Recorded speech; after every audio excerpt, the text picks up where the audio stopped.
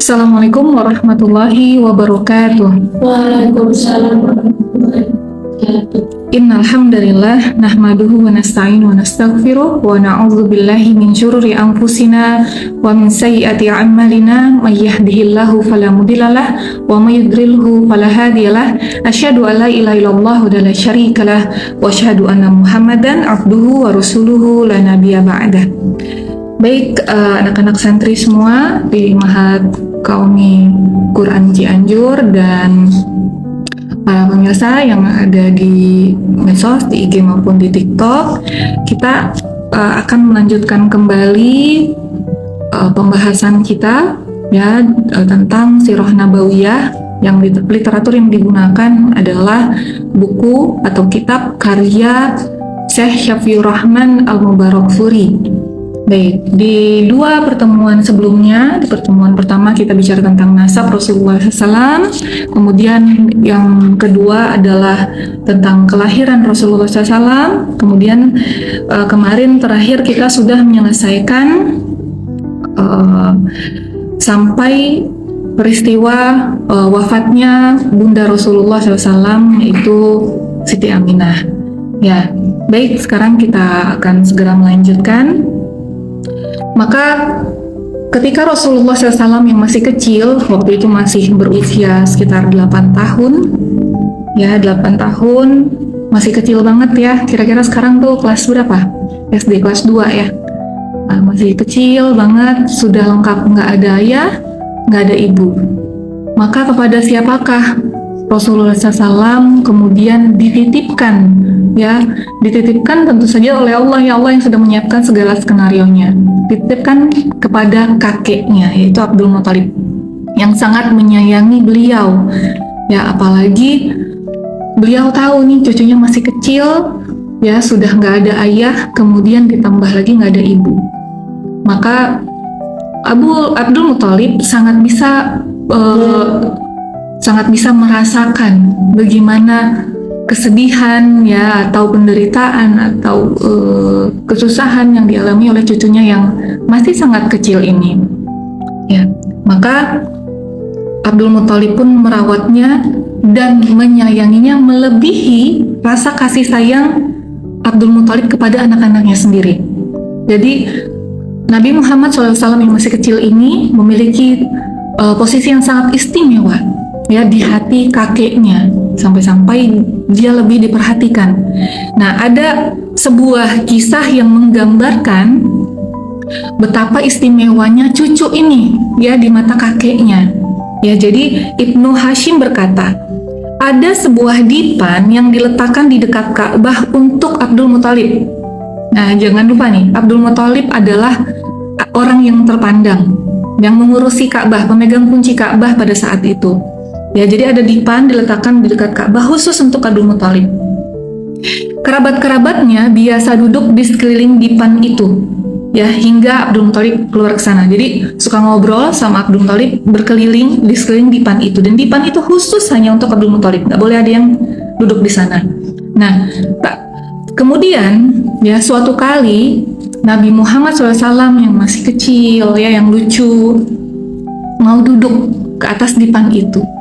Ya, tentu aja ya langsung sontak tuh paman-pamannya, semua orang yang ada di situ, karena nggak pernah ada yang ngedudukin dipan itu selain Abdul Muthalib. Mereka ingin mencegah Nabi Muhammad yang masih kecil untuk duduk di sana. Tapi Abdul Muthalib saat itu melihat, kata Abdul Muthalib, biarkanlah anakku ini, demi Allah sesungguhnya dia akan memiliki kedudukan yang agung. Kemudian Abdul Muthalib duduk bersama beliau di atas dipannya sambil mengelus punggung beliau dan senantiasa merasa gembira terhadap apapun yang beliau lakukan. Nah, ini ya contoh salah satu kejadian yang menggambarkan istimewanya cucunda ini bagi kakeknya. Ya, sampai-sampai dipannya itu yang nggak pernah diduduki oleh siapapun itu dibiarkan cucunya untuk duduk di sana. Ya, tapi ya kebersamaan Rasulullah SAW, nah ini Umi ralat sedikit ya. Ibundanya tadi ibunda meninggal pada saat Rasulullah umur 6 tahun ya. Rasulullah SAW hanya 2 tahun di pangkuan kakeknya, yaitu pada usia beliau 8 tahun. 8 tahun lebih 2 bulan 10 hari. Di sini secara detail Syekh Syafiur Rahman menuliskan usia Rasulullah SAW. Kakeknya pun meninggal di Mekah. Nah ya, jadi 8 tahun udah nggak punya kakek, udah nggak punya ayah, sudah nggak punya ibu. Tapi sebelum Abdul Muthalib wafat, ya sempat berembuk dengan anak-anaknya, ya alias paman-pamannya Rasulullah SAW. Kemudian ditunjuklah Abu Thalib sebagai pengganti kalau nanti kakeknya ini sudah nggak ada untuk merawatnya. Dan Abu Thalib ini memang sangat menantikan, ya. Jadi walaupun Abu Thalib sendiri anaknya juga banyak, tapi sangat menyayangi Rasulullah SAW, sehingga sangat kepingin untuk merawatnya.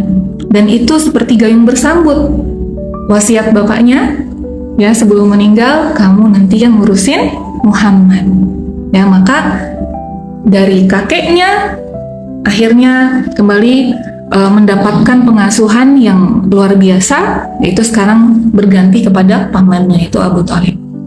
Nanti kita akan tahu ya ke depannya betapa Abu Thalib sangat-sangat menyayangi keponakannya ini. Juga sama, sebagaimana kakeknya ini sangat menyayangi Rasulullah SAW dibanding menyayangi anak-anaknya sendiri, Abu Thalib pun juga begitu.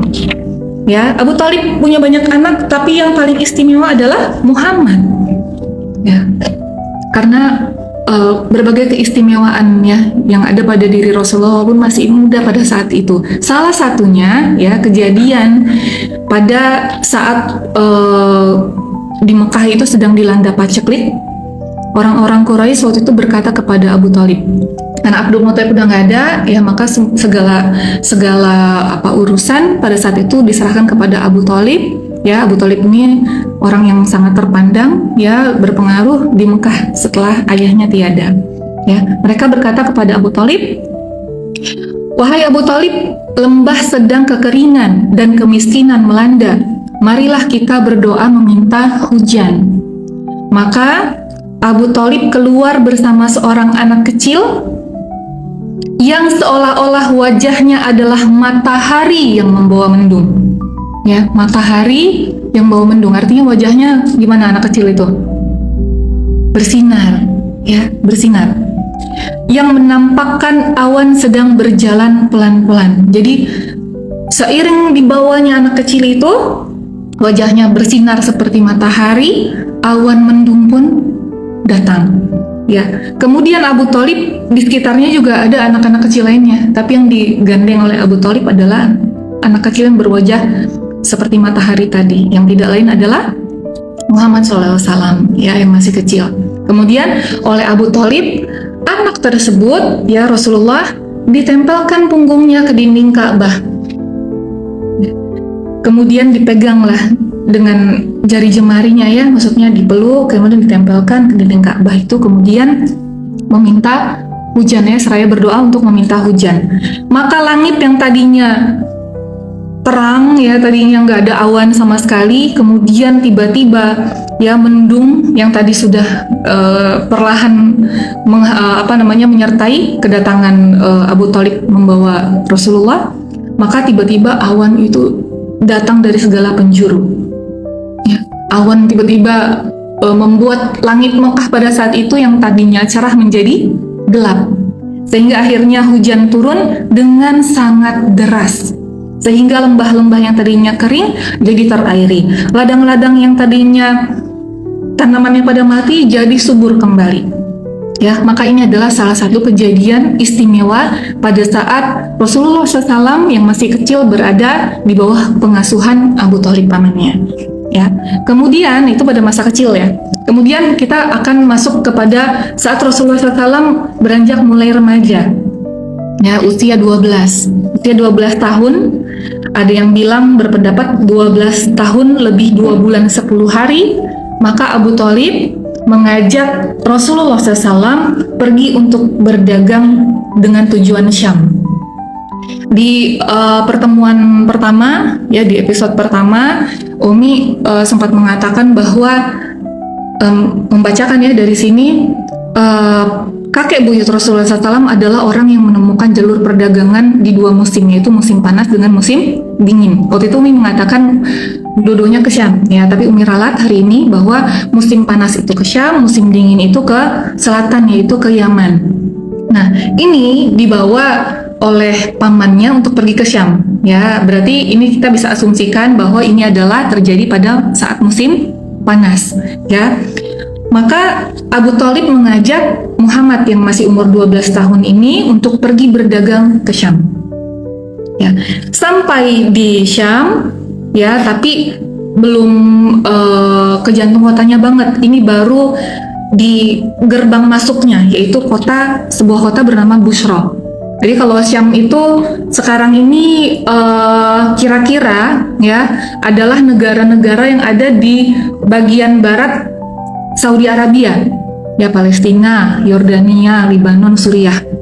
Maka Busra ini adalah gerbang pertama atau yang biasa orang-orang Quraisy Mekah itu kalau mau dagang mereka tuh tujuannya ke situ, yaitu namanya Busra. Yaitu sekarang itu adanya di Suriah. Ya. Nah, setelah sampai di sana, maka tiba-tiba ya ini Busra ini atau Syam ini ya, bagian dari Syam itu waktu itu masih dalam kekuasaan Romawi ya. Nah, jadi di sana banyak Nasrani. Nah, salah satu pendeta atau rahib yang ada di sana itu ada dikenal dengan nama Bahiro. Nama aslinya Jurgis, tapi panggilannya adalah Bahiro, dikenal dengan sebutan Bahiro. Biasanya rahib itu nggak pernah keluar. Tapi ketika Abu Thalib datang bersama Rasulullah SAW yang masih usia 12 tahun ini, tiba-tiba dia keluar. Ya, keluar kemudian mengundang Abu Thalib dan keponakannya sebagai tamu istimewanya. Ya, dalam rangka apa? Ini dengar penuturannya. Jadi Bahiro berkata, kayak ketika Abu Thalib dengan Muhammad SAW yang masih kecil itu berada di hadapannya sambil Bahiro memegang tangan Rasulullah SAW berkata, orang ini adalah pemimpin semesta alam. Anak ini akan diutus Allah sebagai rahmat bagi seluruh alam. Itu kata Bahiro. Maka Abu Thalib yang mendengarnya bertanya, dari mana engkau tahu hal ini? Maka Rahib Bahiro menjawab, sebenarnya sejak kalian tiba di Aqabah, tak ada bebatuan dan pepohonan pun melainkan mereka tunduk bersujud. Mereka tidak sujud melainkan kepada seorang nabi. Aku bisa mengetahui dari stempel nubuah yang berada di bagian belakang, di bagian bawah tulang rawan bahunya yang menyerupai buah apel. Kami juga bisa mendapatkan tanda itu di dalam kitab kami.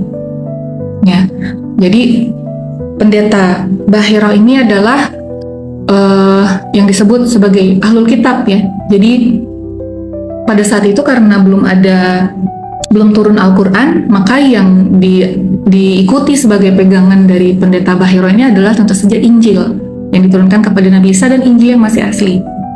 Ya, masih lurus. Setelah mengatakan hal seperti itu, kemudian Rahib Bahira meminta agar Abu Thalib membawa keponakannya lagi untuk pulang. Jangan lanjutin lagi. Kamu urungkan niat kamu untuk membawa dia berdagang. Ya, karena apa?